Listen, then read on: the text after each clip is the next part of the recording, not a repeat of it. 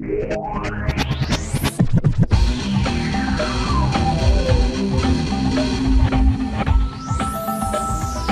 is no threat to Earth in 2012. All of the talk about a doomsday is a big hoax. Hello, I'm Robert Foster, your faithful host, streaming another episode on the frequency of Juice News infused with a healthy dose of sanity. Good morning, viewers. Tune in, gather round as we delve into a rap news update for the year 2012. We report that the worldwide ebb and flow of history is now plain and evident. Occupations have stormed fortress walls with intense and taken up residence. Leaks and revelations have led to revolutions, a deluge of ferment. Ladies and gentlemen, if 2011 was a prelude, a portent of things to come, then it's dramatically clear we're in for a massive year. And to interpret these interesting times, we have General Baxter here. But we'll start with our resident expert, Terrence Moonseed. Terrence, what does this year mean as you see it? Oh boy, 2012 on the news feed. You better listen up, rapper, cause I got a lot of phenomenal knowledge and I wanna be dropping it. Finally, the news is choosing to report truth and about the topic. Can never stop me from hollering. Brace yourselves, cause I'm getting ready to send in the requisite academic medicine. Heaven sent querulent evidence never settling. When I'm grabbing a hammer and smashing the Nephilim. This is the time for humanity's ascension. The fifth sunset in line with precession and the Mayans' calendar prediction. On December 21, this world will rise in unison from its prison into the fifth dimension in the highest of wisdom. But as we'll see, it's the catalyst for a whole catalog of catastrophes, calamities as we reach the transcendental mechanical singularity. What will all this mean for the fate of humanity? It means the fiends that seek to deceive and keep us weak will reach a state of apogee. And it means that people seize the capacity for endless atrophy, that as a planet we rise from apathy and challenge the draconian powers that be. Who are they? Aliens, parasites, they're among us, keeping us trapped in captivity. General, you'll say? Now, I don't know what planet he's inhabiting, but what the hippie's saying is accurate. Forget the wacky analogy. Look around at the world and you'll see it's already actually happening. Right here on Earth, where human slaves are trying to rise to take on the great elite and take to the streets worldwide against corporate entities which have taken on human form. Protesting in New York, Portland, Spain, Greece, and distant Melbourne. Tent monster, morons, homos, drummers, drug-addicted freaks. They say they're protesting to demand justice and dignity. Seriously? I read in the New York Times quite the contrary. They lack clear demands. They just want to live for free and get sympathy. In fact, the only clear demand they've ever made is for some pepper spray in the effing face. Then they bitch and complain. But it's just a food product, essentially. I take it daily with my favorite drink. Bloody military. Perhaps speaking directly with the protesters will be wiser, so we now cross live to Liberty Plaza. Hello? Hello, fellow citizens of the World Wide Web. We're live streaming Global Revolution direct and high-tech. The precariat is revolting. What can we expect to happen next? Let me get on the human megaphone. Yo, mic check. Mic check. The 99%. 99%. Have one demand to present. Expressed clear. The regime of alien corporations stands here. Are you the leader? No, we are a movement of free thinkers without hierarchical structure.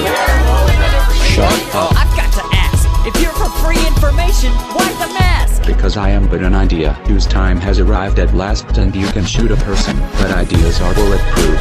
Prove it's true. As you wish. We are anonymous. We are legion.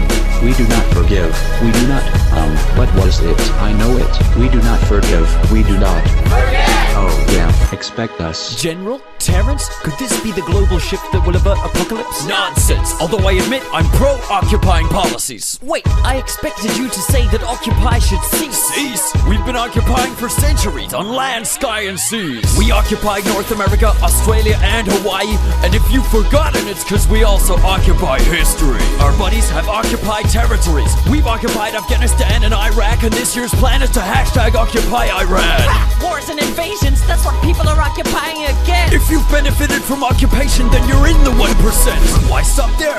2012 is a time of attainment. First we'll occupy the election and the next president's brainstem. And as soon as Earth is spent, we'll occupy the moon with spaceships. Then Mars, then we'll brutally occupy Uranus. Heinous! The only planet we actually have to worry about is Nibiru. Nibiru? Nibiru, the planet X of fear and doom. It's doomed to smash right into our system, causing mass extinction. Whoa. Bipolar shifting. So, is this fact or science fiction? No, it's Zachariah Sitchin who decrypted Sumerian myths and showed that we were cloned to mind gold by alien Illuminati. We're the slaves of aliens? Yes, the Anunnaki, and they're coming soon. No, we're coming, and we'll occupy Nibiru too. I'm confused. Are we the aliens? And if that's true, are we due to spread peace or war throughout the Milky Way? We'll bring love and light. We'll bring pepper spray.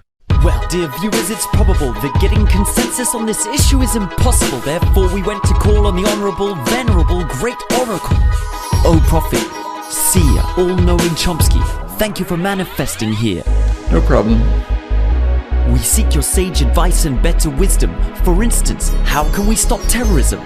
There's a simple method. What is it? Just stop participating in it. So which, in your opinion, is the most significant threat to world peace? Our ignorance. I see. And how can we defeat this at last? Turn off your TVs for a start. The media at large do seem to paralyze, hypnotically divide, distract and atomize, and cause us to be brainwashed and servile. Your thoughts? That's not controversial. Well, we should thank you, O Oracle, for guiding and leading us. Not at all, Robert, but I'm no oracle or leader. I'm just a linguistics teacher.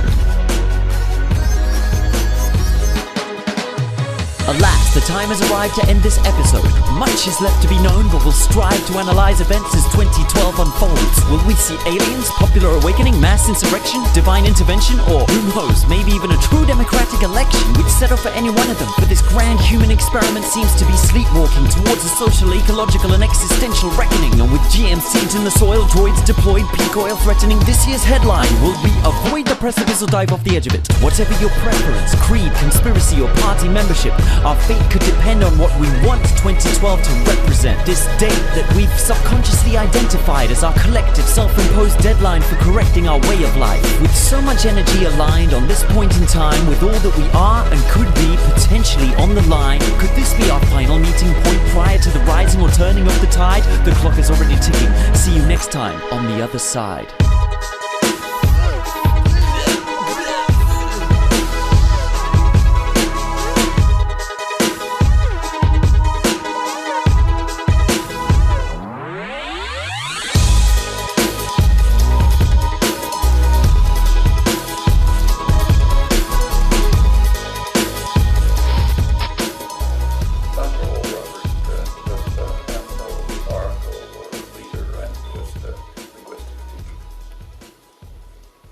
Fantastic.